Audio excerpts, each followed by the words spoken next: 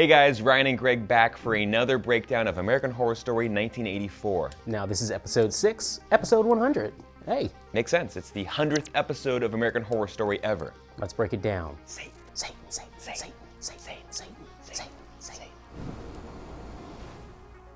All right, first guys, we have to celebrate. Yes. It is the 100th episode of American Horror Story. Roll that clip, Yuli.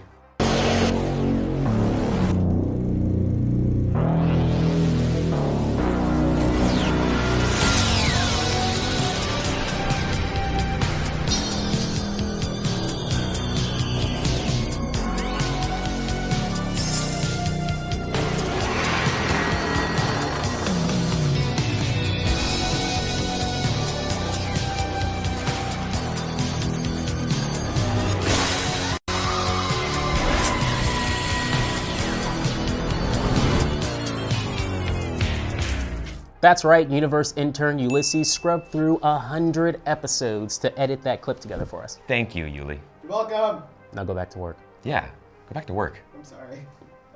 All right, Greg, let's jump into it. We move forward some time. We're in 1985 now, and this is another one of those AHS alternate history lessons. We get to learn about more about Richard Ramirez and kind of how he became captured, how he got caught. He's with Jingles in this timeline still. It was pretty funny. They're like this buddy cop or buddy serial killer thing. They've been hanging out for a year supposedly, and in this time, he's murdered a whole bunch of people. Jingles isn't happy about this. No. Anyways, he wants out, but he doesn't know what to do because, again, Ramirez tells him, hey, you made a deal with Satan, and you're going to have to stick with me here. It was definitely a funny twist. I like how, first of all, I love Jingles' mustache, and I also love that he hates the music choice. Billy Idol. Yeah, he hates his music, his taste in music, Billy Idol, and all the different rock that he's playing. Black Sabbath, I think he played that too. Yeah, exactly. And but this is pretty close to accurate. Obviously, there's no Mr. Jingles or Benjamin Richter that kind of gave him up in the real world. But Richard Ramirez was actually almost beaten to death by an angry mob in East LA before the cops were there to arrest him and take him into custody. It was pretty funny to get like American Horror Story's take on the whole thing. To try to wrap it back up in a way that's, well, no, this was accurate, but I wonder what they're going to do with Jingles in the future. And again, is Ramirez going to end up in Hotel Cortez at some point? He has to. Also, let's talk about those German tourists at the motel. They were going to Disneyland the next day. That was an obvious nod to actually some real life words that Ramirez spoke after he was captured. He basically said that he would see everyone at Disneyland, and he knew that kind of death was coming for him. Your music is very loud. You have to wake up early for Disneyland. Then we fast forward to 1989. Okay, all right, we're almost out of the 80s at this point. Yep. And now we cut to a poor photographer, wildlife photographer, just trying to take some photos at Camp Redwood. Yeah, my question first was, why are you at Camp Redwood? Like, have you not heard about what happened there in the 70s and then what also happened there in 1984, like only 5 years ago? And maybe he's just passing by, he's not really familiar with the area, but still, do some research before you just show up and try to take photos of ducks. Also, there's painted on the wall, Brooke wants your blood. So she's the new Jingles, I guess? Yeah, she definitely took the fall for Margaret, Somehow. for everything all the murders she did. I struggle with this because clearly these are like the worst cops ever, but a lot of, horror movie or any movies in the 80s, like, the cops are pretty dumb. Yeah, they're pretty dumb, and the fact that no one really, completely investigated this or did their work, Brooke takes the fall for this. No. But it's obviously in this world, it's widely suggested that like everyone knows about it. That like now it's a few years past from when it happened, and it's widely accepted that she kind of went crazy and killed all these people. So the CSI team let her down at this point, is what we're saying. Definitely. And then we get a shot of the photographer going off to the docks, get a closer look at those ducks, and look who's waiting for him. It's Montana. Oh, Montana. And it doesn't take long for Montana to axe this dude. He's done. You should be highly suspicious when there's Montana, when she's alone, like laying like that on the dock, and no one else is around. At the same time, would you think she's coming on? She's coming on a little aggressive, Greg. That's a little bit suspicious. I don't know if I would think she was going to shank me still at this point. That's a good point. I would think maybe I should back up a little bit here, but still.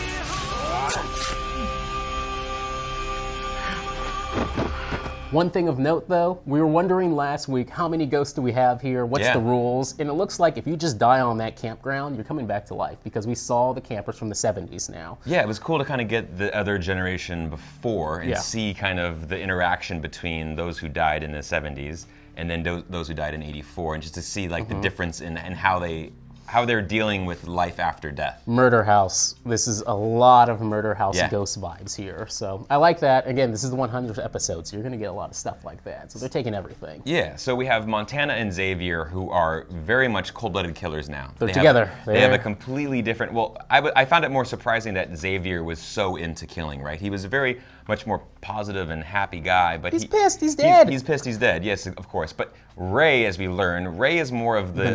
narc. He's more of like the voice of reason amongst these people now, right? It's kind of weird. And Montana, we knew, kind of had a dark side, obviously. She likes to have sex around dead bodies. But, you know, Ray is now the one that's being like, guys, we shouldn't be killing innocent people. And why don't we figure out why we're here in the first place? And he wants to help Brooke. He's trying to figure out a way to... There was a connection there, obviously. Yes. Yeah. And so we'll see how that goes later on. Because every time he tries to help someone... Bye, bitch. No! That's it. I'm done cleaning up after you assholes. Now, quickly on this subject, when it comes to Xavier at least, he's made a very drastic shift in his character. Do we think it's their true nature? Like, was it like this all along? Did he kind of have this inside of him? Or do we think it might be the campground itself kind of bringing this out in them, or maybe possessing them? And, you know, kind of like what we've seen with Hotel or with Murder House, that it's kind of like a hellmouth where it kind of affects those who are on it. I don't know, because the direction they wrote Xavier prior to his death tells you that no, maybe not. He's just pissed off. His motivation was that he was shoved in an oven. Right. I think that might be it. I'm kind of leaning towards the same thing as you. That like they've been through hell. They've literally been tortured and traumatized and then killed, and then their life's taken away from them. So they're kind of just on like a revenge tour. She tries to kill Brooke, for Montana at least. It fails miserably and she dies, and now she's stuck there on the camp. So she's pissed off. And another example of that is Chet himself, right? Like he made a little bit of a change as well, but it's for good reason. He wants to kill the person that basically took his life. Yeah, he just wants to get Margaret, which is probably what everyone at that camp wants to do. So I'm curious to see what's going to happen, I'm guessing, in the final episode. But, she dead. She gone. Oh boy, everyone's going to go after her, so this is going to be fun.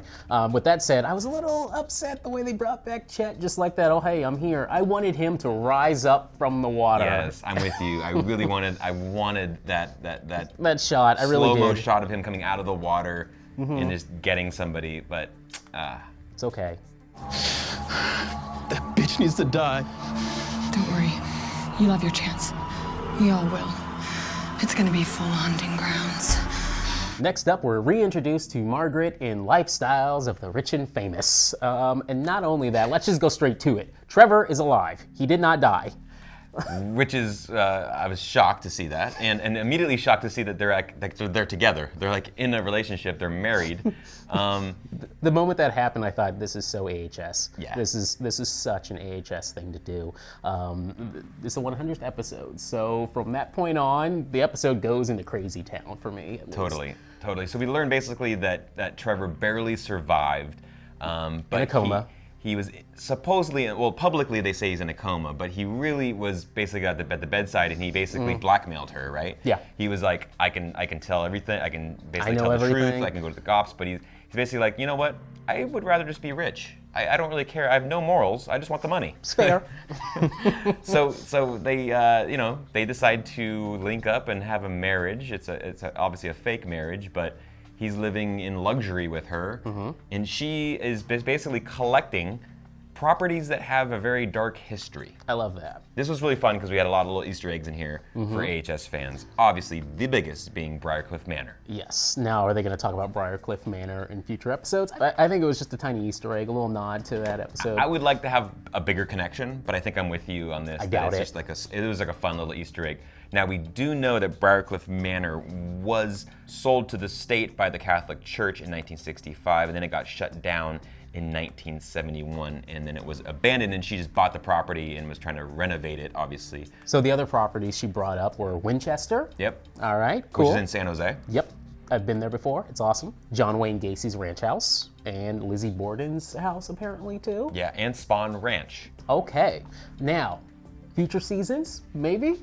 Yeah, Winchester season? I would love that. That'd be a lot of fun. I like how the specific ones they picked. Obviously, there's a lot of historical significance with each one of these. The John Wayne Gacy Ranch House obviously has appeared. John Wayne Gacy was in a hotel, played by John Carroll Lynch, who's playing Mr. Jingles obviously this season. So it was a fun little nod to past seasons and hopefully, like you said, like future seasons of AHS. Well, the thing is with AHS, they can go on forever. You can find anything. But it'd be cool if they did go back to a haunted house in the future. But at the same time, I think everyone wants aliens at this point. Yes. So we'll see where they go. As soon as they said Briarcliff Manor, I was hoping the connection would be aliens. Back to aliens. Back to aliens. I think that Bring us alien, aliens. those dreams of aliens this season are fading away more and more as we go on. So I think we're gonna have to wait till next season. Oh, I hope I'm wrong. Why are you the way that you are? Let's talk about Margaret and Trevor. How would you describe their relationship? Not good. Margaret Booth, mistress of the macabre.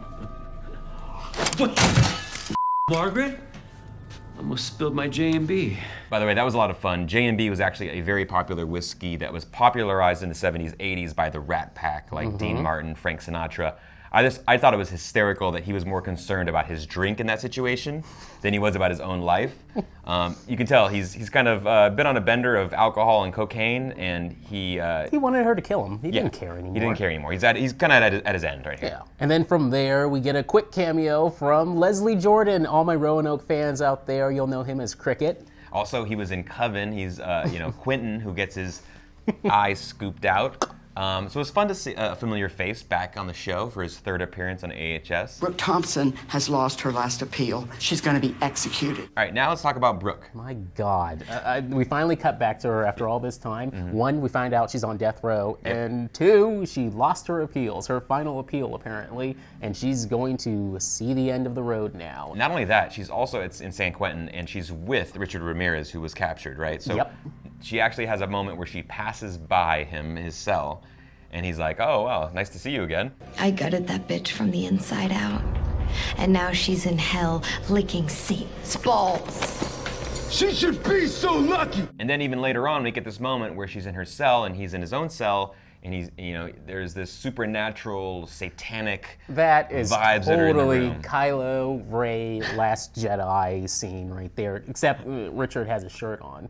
Yeah, no thick Richard shot chest up. No. None of that? No, none of that. We didn't get it. But basically, she says no to the temptation. She will not accept Satan into her life and try to get out of the prison. She's basically gonna just die, knowing that she's innocent. She's willing to die for it. She knows she can't get out of it. No one's gonna come to her rescue. People that know the real truth, they're all in sworn to secrecy. I'm looking at you, Trevor, or Ray, who can't even actually leave the damn campground.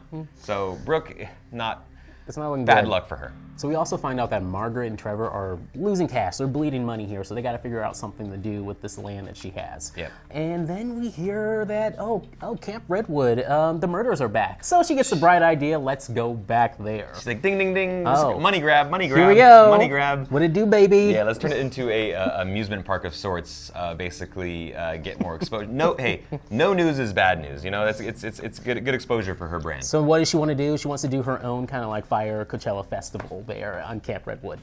Yes. I think it might be worse than even Fire Festival if they go there. Oh. I mean, if there's a chance you're gonna get murdered, then it's definitely worse than Fire Festival if there's ghosts there. Hey, right? I don't know what the budget is. Who knows what they're gonna feed the I don't people, know. but at least Are they gonna film this? Are they really gonna have some kind of festival? I don't mean- know what the budget is because they got Billy Idol. Who else is on there? Paul Schaefer. I think they definitely have to do this because we need more bodies to hit the floor. We need more bodies to drop. So we need to see more deaths. Freddy versus Jason, maybe because they did have like a party sequence there where everyone gets chopped up at the beginning. So maybe that's where we're going here. that. Now, when they have that press conference, that stupid press conference, my favorite line from this episode happens to be from the reporter. Aren't you concerned with the recent murders that occurred in this very spot? There's still blood on the dock. AHS, I love it. that's what I'm looking for in Yeah, it this was show. so fun. I even found the humor in the flyer for the damn thing too. It reminded me kind of like an old Woodstock stock flyer. Like, it was just so campy and just like, hey, we're gonna host a bunch of musical guests. And Please make a real one. Send us those. I want one so bad. There's probably gonna be some pranks, like, you know, some performances, some people holding axes and running around. Hopefully they're prop axes, but like, if I had heard about the massacre, the original massacre, and if I had heard about the murders in 1984, and then I heard about the murders in 1989. You're totally going to that. I'm going. I don't know, Greg. I probably wouldn't accompany you. I'd probably let you go. No, I actually wouldn't let you go. I'd talk you out of it. One last thing about that festival or whatever's going to happen there. Do you think they're going to actually have Billy Idol? Are they going to have a cameo? Ooh, From not Billy Idol. Right, I'm talking, are they going to cast someone as Billy Idol? And then is this like maybe an Evan Peters kind of thing? Cameo? Oh, that might be incredible. That would be the ultimate drop. I just don't know if they're going to do it. That would be incredible. I mean, I could see them definitely casting musical guests to be a part of this festival. I just don't know if Evan Peters, you know, all we know so far is that he won't be involved this season, that he's taking a break, as well as Sarah Paulson. So I'm just throwing that out there. It would be awesome to get a quick little cameo. I mean, what, 30 seconds of him performing. That would be so cool. Yeah. All right, now we catch up with Benjamin Richter, aka Mr. Jingles. You know, he's more in the Benjamin part of his life. He's trying to restart over from a clean slate. Yep. He's moved to Alaska. He's gotten away from everything. John Carroll Lynch, he brought this up in an interview prior that he did not want to play Jason. He doesn't want to play the slasher killer guy. He doesn't want to be one-dimensional. So they made damn sure that he wasn't in this season, and I'm digging it. Yeah, it was fun to see more well-rounded character and to see his motivation and kind of the true nature of Benjamin Richter. He has a wife, he has a child, he has a job at Video Shack, which is a major shout out to the Blockbuster Video that I think is the last one in the States that's up there in Alaska. I mean, even the blocked lettering font on the shirt looked like Blockbuster. It was pretty fun. Even when people come into the store,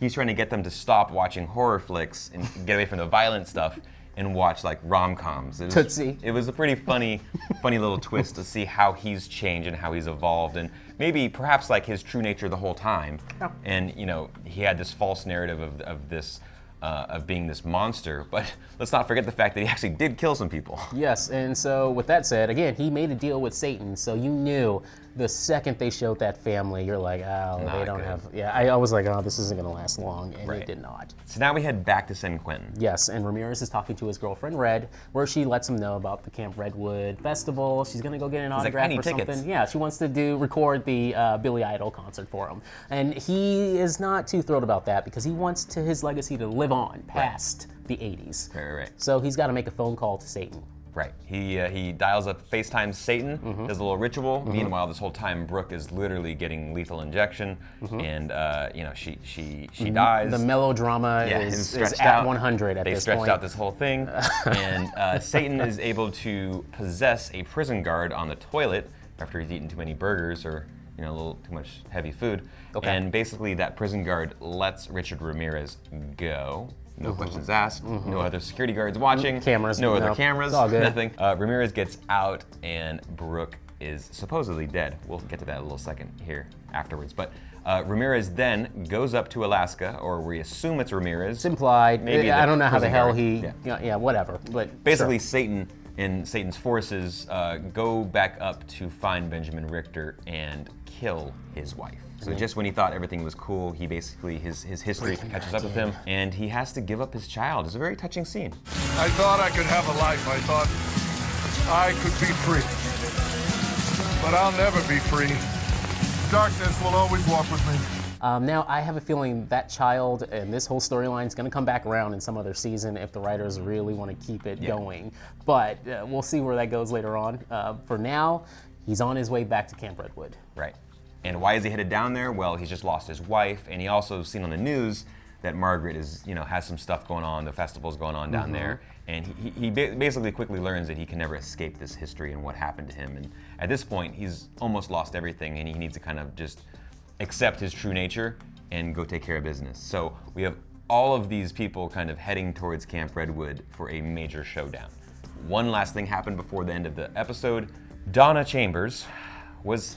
We were waiting to figure out where's Donna. Last week we posed the question whether or not is Donna gonna help out Brooke, or is she going to just, just do what Trevor did and just get paid and not say a thing up to Margaret. But nope, She shows up. She's a hero. She has a special shot that she injects into Brooke. Sure. And brings Brooke back to life. Fun little twist there. Chances are it's not good for Margaret. No, but I wonder how long it's going to take for us to get to the campground with everyone there, because we got, what, how many episodes left now? 3 more episodes. 3 to go. Only 9 episodes this season. Yeah, it's going to be a second before we actually get there. I think we're going to get some more flashbacks here prior to this, but we'll see. All right, guys, time now to jump into the preview for episode 7. Spoiler warning, if you do not like to watch these little previews, then pause this video, fast forward to the end, but, you know, we're going to talk about episode 7's preview right now. The episode is called The Lady in White. Who could that be?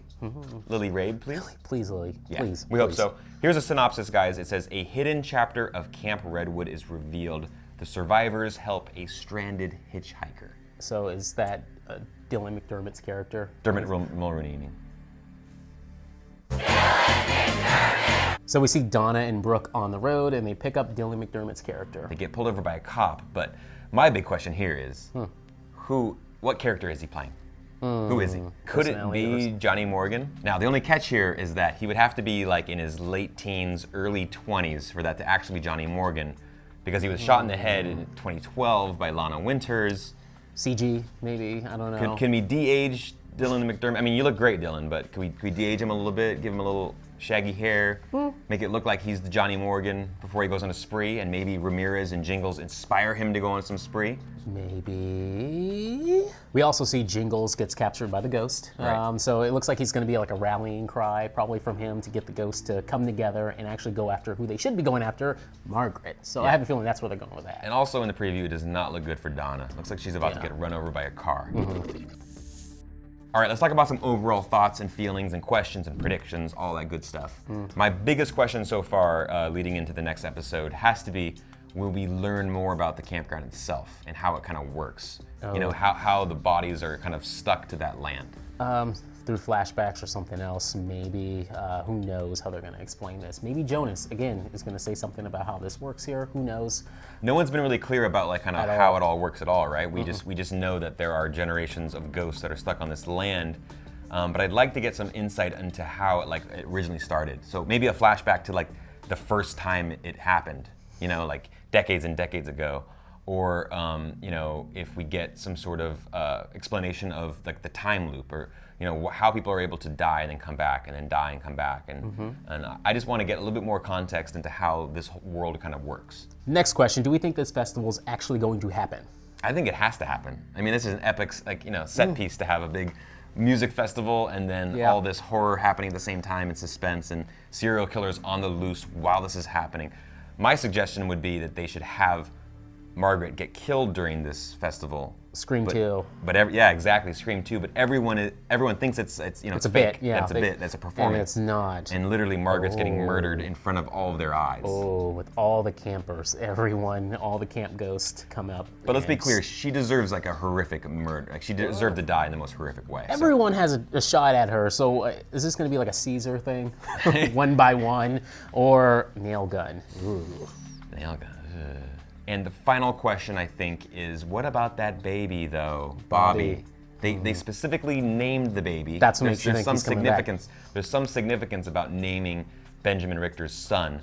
And remember, he was brought back to life by the Satan, and then he had a baby with a human, and we know how, you know, offspring works in this world about, you know. I feel like they're going to come back around to that character, Bobby, in the finale. Maybe we get a flash forward to present day, 2018, 2019. Yeah, it could be something that we see in future seasons that's tied to, hey, Mr. Jingles' son learns about, you know, the history of his father. Tries to continue the legacy or something like that. Yeah, so I think that they're definitely going to come back to that at some point, if not this season, then maybe in future seasons, because you don't just name drop, you don't just give a name to the baby without some other significance attached. I think they hit us with a 2019, and that's where we see Bobby doing something. We don't know what. Hotel Cortez, or maybe more stuff at Camp Redwood, but we'll see.